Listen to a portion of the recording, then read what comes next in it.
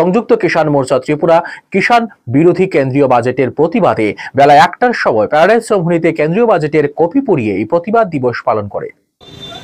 কেন্দ্রীয় অর্থমন্ত্রী নির্মলা সীতারামন এই যে সরকারের যে বাজেট পেশ করেছেন, আমরা সেই দিনই তার বিরোধিতা করেছি।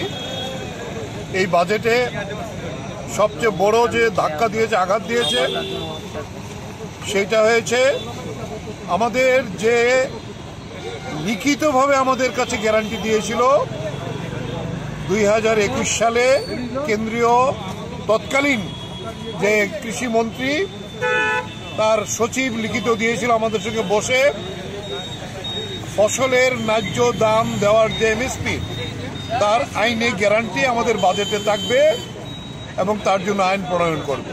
কিন্তু এই বাজেটে সেখানে কোনো আইনি গ্যারান্টি নেই। শ্রমিকদের যে অধিকার এই বাজেটে পদদলিত হয়েছে। এই প্রশ্নেই আমরা বলবো যে আমাদের সংযুক্ত কিষাণ মোর্চা সিদ্ধান্ত নিয়েছে যে আজকে গোটা দেশে এই বাজেট পুড়িয়ে তার প্রতিবাদ করা হবে।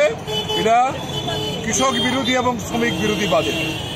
তাই এই বাজেটের বিরুদ্ধেই আমরা আজকে সংযুক্ত কিষাণ মোর্চা এবং আমাদের সঙ্গে কেন্দ্রীয় ট্রেড ইউনিয়ন তারাও যুক্ত হয়েছে এই বাজেটকে পোড়াবার জন্য।